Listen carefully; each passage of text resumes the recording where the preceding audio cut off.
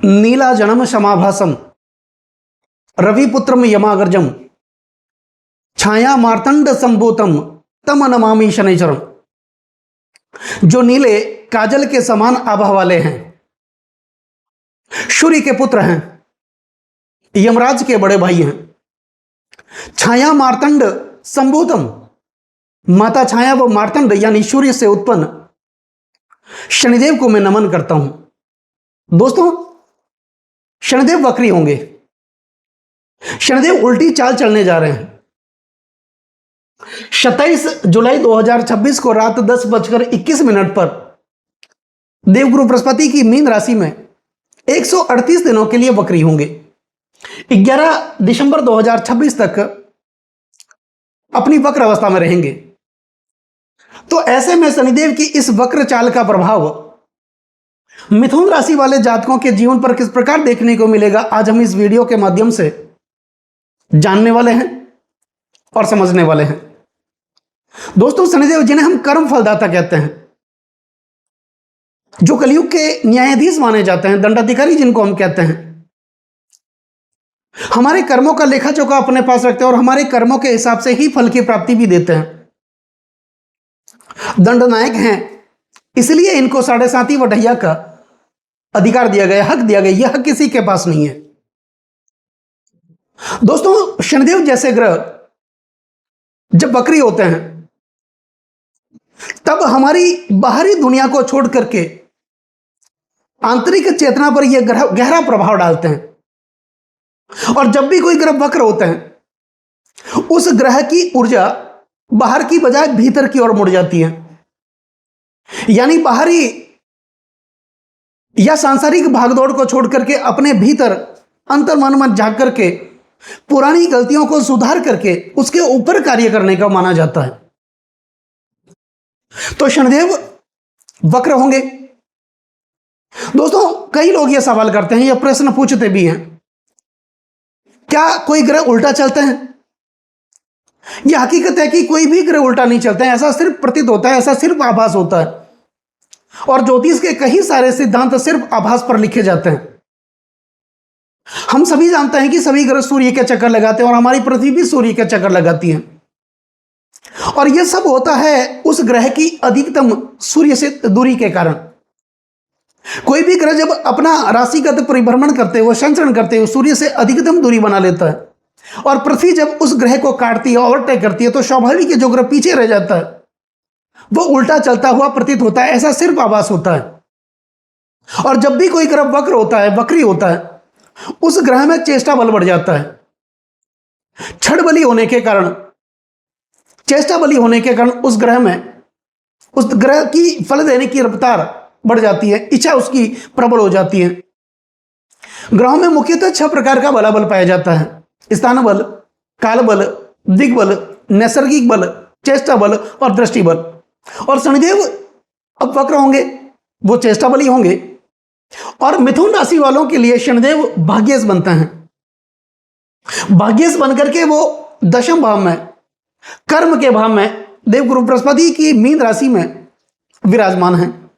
यानी धर्म त्रिकोण के स्वामी अर्थ त्रिकोण में वो बैठे हैं। ऐसे में वो वक्र होंगे 138 दिनों के लिए।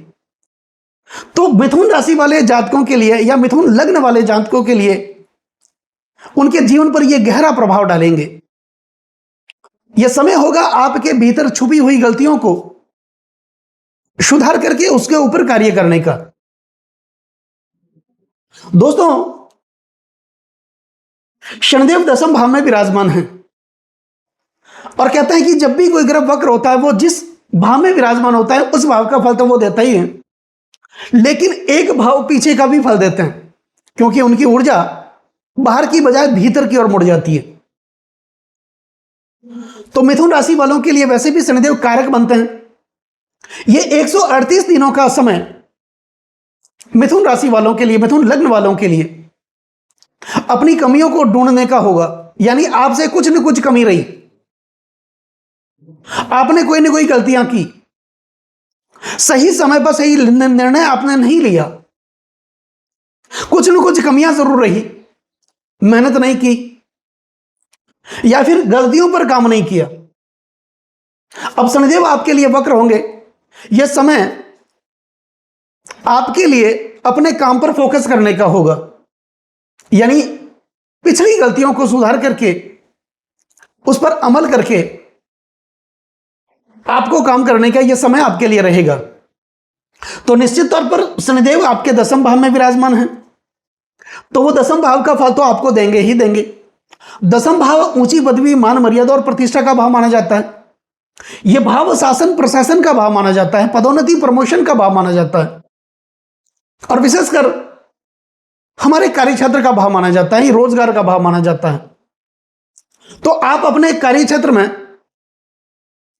कुछ सुधार करेंगे, उसके ऊपर अमल करेंगे, जो गलतियां आपसे हुई है वो गलतियां आप वापस नहीं करेंगे, और अनुशासन के हिसाब से आपको कार्य करने का यह समय जब तक शनिदेव अपनी वक्र अवस्था में रहेंगे तब तक आपके लिए रहने वाला है। कोई ना कोई खुशखबरी आपको मिलेगी शासन प्रशासन की तरफ से, या फिर कोई ना कोई पदोन्नति और प्रमोशन की प्राप्ति होगी। आपके अंदर निर्णय शक्ति बढ़ेगी, सही समय पर सही निर्णय आप लेंगे, वाणी कुशलता भी बढ़ेगी, या फिर कोई ना कोई बड़ी जिम्मेदारी आपको मिल सकती है और उस जिम्मेदारी का तय समय पर निर्वाह करते हुए वो आगे बढ़ेंगे, जिसके कारण आपके जीवन में मान सम्मान और पद प्रतिष्ठा की प्राप्ति होगी। आपका इंक्रीमेंट बढ़ेगा, रोजगार की प्राप्ति होगी, खर्चों से आपको मुक्ति मिलेगी, कर्जों से आपको मुक्ति मिलेगी, अपनों का साथ यहां पर देखने को मिलेगा। प्रत्यक्ष संपत्ति में अगर किसी प्रकार का पहले विवाद चल भी रहा था वो दूर होगा, निर्णय आपके पक्ष में आएगा। कोर्ट कचहरियों के आप चक्कर काट रहे थे, उस प्रकार की समस्याओं से आपको मुक्ति मिलेगी। यानी पूरे परिवार को आप एकजुट बनाने का प्रयास करेंगे। परिवार के अंदर एक बेहतर तालमेल देखने को मिलेगा, पति पत्नी के संबंध मजबूत होंगे, क्योंकि धर्म त्रिकोण के स्वामी शनिदेव अर्थ त्रिकोण में बैठे हैं। जब धर्म त्रिकोण और अर्थ त्रिकोण का कनेक्शन बनता है तो आपके अंदर निश्चित तौर पर धार्मिक प्रवृत्ति तो विकसित होगी ही होगी, ईश्वर के प्रति विश्वास भी बढ़ेगा। जहां भी धार्मिक कार्य होंगे, जहां भी मांगलिक कार्य होंगे, वहां पर आप बढ़ चढ़ करके हिस्सा लेंगे, जिसके कारण आपको मान सम्मान की प्राप्ति भी होगी। आप अपने कार्य क्षेत्र को, रोजगार को आगे बढ़ाने का प्रयास करेंगे, यानी उसके अंदर कुछ सुधार करने का आप प्रयास भी करेंगे। पिता के साथ, क्योंकि शनिदेव वक्री होंगे, दसम भाव में वो विराजमान है, तो एक भाव पीछे का फल देंगे, यानी आपके भाग्य भाव का फल देंगे। भाग्य में जो रुकावटें आ रही थी, जिस गलतियों से भाग्य में रुकावटें आ रही थी, उस गलतियों को सुधार करके आप काम करेंगे, भाग्य का साथ आपको देखने को मिलेगा। भाग्य में जो अलगाव आ रहा था, रुकावटें आ रही थी, वो रुकावटें दूर होगी। पिता के साथ अच्छे संबंध स्थापित होंगे, जिसके कारण आपकी आर्थिक स्थिति अच्छी होगी, क्योंकि यहां पर आर्थिक सहयोग पिता से आपको मिलेगा। तो यह स्थिति रहेगी मिथुन राशि वालों के लिए जब तक शनिदेव अपनी वक्र अवस्था में रहेंगे, पूरे 138 दिनों के लिए। अब दोस्तों, शनिदेव के पास मुख्यतः 3 दृष्टियां हैं। शनिदेव जिस भाव में विराजमान होते हैं उस भाव से तीसरे भाव में दृष्टि करते हैं, सप्तम भाव में दृष्टि करते हैं और दसम भाव में दृष्टि करते हैं। तो मिथुन राशि वालों के लिए शनिदेव दसम भाव में विराजमान है, और यहां से इनकी तीसरी वक्र दृष्टि होगी आपके द्वादश भाव पर। यह भाव शुक्र का, यहां पर द्वादश से शुक्र बनते हैं। शुक्र और शनि के बीच प्रबल मैत्रीवत संबंध भी माना जाता है। आपकी राशि के स्वामी बुध, शुक्र और शनिदेव एक ही समुदाय के ग्रह हैं, तो निश्चित तौर पर शनिदेव की तीसरी वक्र दृष्टि द्वादश भाव पर होगी। विदेशों से संबंधित गतिविधियां आपकी बढ़ेगी, यानी अगर आप इंपोर्ट एक्सपोर्ट का काम करते हैं तो वहां पर आपको लाभ होने वाला है। दूसरा, अननेसेसरी खर्चों से आप परेशान थे, उससे आपको मुक्ति मिलेगी। कुछ धार्मिक यात्राएं भी होगी, या कुछ व्यापार की दृष्टि से भी कुछ यात्राएं होगी, रोजगार की प्राप्ति होगी। पति पत्नी के बीच बेहतर तालमेल देखने को मिलेगा, बेहतर संबंध स्थापित होंगे। इससे पहले हो क्या रहा था, आपके चरित्र पर आक्षेप लग रहे थे, आपको शंका की नजर से देखा जा रहा था। आपने जिन लोगों के लिए सुख दुख में साथ दिया, सुख दुख में भागीदार बने, वही लोग आपका साथ छोड़कर निकल गए। आप जैसे जैसे आगे बढ़ने की कोशिश कर रहे थे वैसे वैसे पीछे चले जा रहे थे, यानी एक कदम आगे बढ़ने का प्रयास भी कर रहे थे तो दूसरे कदम वापस पीछे चले जा रहे थे। कर्ज के बोझ तले आप दबे हुए थे, कर्जा उतरने का नाम ही नहीं ले रहा था। 5 रुपए का कर्ज अगर आप उतारने की कोशिश भी कर रहे थे तो 10 रुपए का कर्ज तो आपके लिए तैयार ही खड़ा था। तो ऐसी स्थितियां थी, लेकिन शनिदेव की वक्र दृष्टि होगी। शनिदेव भाग्येश और भाग्येश बनकर के आपके 10वें भाव में विराजमान है और वक्र दृष्टि तीसरी आपके 12वें भाव पर है, तो निश्चित तौर पर बहुत बड़ी स्थिति है। आप अपने बच्चों को हायर एजुकेशन के लिए अगर विदेश भेजना चाहते हैं तो यह समय आपके लिए बहुत ही बढ़िया रहेगा। अब शनिदेव सप्तम दृष्टि से, वक्र दृष्टि से आपके चतुर्थ भाव को देख रहे हैं। तो चतुर्थ भाव माता का भाव माना जाता है।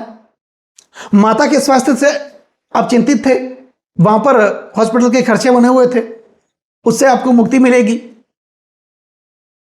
चतुर्थ भाव भू भूमि भवन मकान का भाव माना जाता है, वाहन का भाव माना जाता है। निश्चित तौर पर कोई नया वाहन आप खरीद सकते हैं, प्रॉपर्टी खरीद सकते हैं, घर का मकान बना सकते हैं, दुकानें लगा सकते हैं, रोजगार लगा सकते हैं।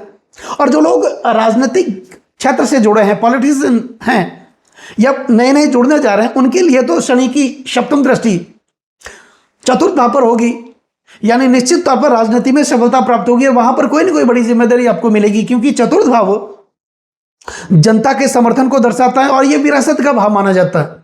आपको जनता का समर्थन भी मिलेगा, तो यह बहुत बड़ी स्थिति है आपके लिए, मिथुन राशि मिथुन लग्न वाले जातकों के लिए। अब शनिदेव की 10वीं दृष्टि, वक्र दृष्टि आपके 7वें भाव पर है। 7वां भाव 10 से 10 होने के कारण आपके कार्य क्षेत्र का भाव भी माना जाता है और 10वें भाव में शनिदेव तो विराजमान है ही, तो यह भाव 10 से 10 है, आपके कार्य क्षेत्र का भाव है। तो कार्य क्षेत्र में प्रगति देखने को मिलेगी, रोजगार की प्राप्ति होगी, आय के नए नए साधन आपके लिए उत्पन्न होंगे, आर्थिक सहयोग आपका बढ़ेगा, भागीदार के साथ अच्छे संबंध स्थापित होंगे, पति पत्नी के संबंध अच्छे होंगे और दैनिक रोजगार की प्राप्ति होगी, यानी डेली इनकम आपकी बढ़ने वाली है।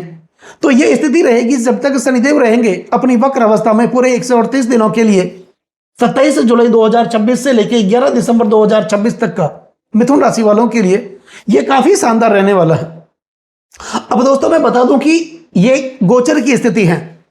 अब आपकी जन्म कुंडली, सबकी जन्म कुंडलियां अलग अलग होगी, सबके लग्न अलग होंगे, शनिदेव की स्थिति अलग होगी। और अगर आपकी जन्म कुंडली में वृषभ, आपका वृषभ लग्न है, तुला लग्न है, मिथुन लग्न है, कन्या लग्न है, मकर लग्न अथवा कुंभ लग्न है और शनिदेव आपके तीसरे छठे व एकादश भाव में विराजमान है, तो कहते हैं त्रिछष्टे चलावे शनि सौख्य दाता, वो दुखों का नाश कर देते हैं।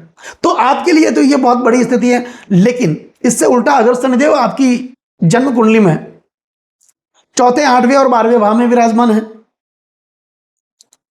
तो उस स्थिति में या हस्तगत है, पाप पीड़ित हैं, अशुभ प्रभाव में है, तो इस स्थिति में शनिदेव से संबंधित कुछ उपाय करने की आवश्यकता होगी। उपाय में शनिदेव से संबंधित आप दान पुण्य करें, शनिदेव के पौराणिक मंत्रों का उच्चारण करें, शनिदेव के 20 मंत्रों का उच्चारण करें। नीला जन्म समाभासम रविपुत्रम यमागर्जम छाया मार्तंड संभूतम तम नमामि शनिचरम, इस मंत्र का उच्चारण करें और भगवान शिव की आराधना जरूर करें।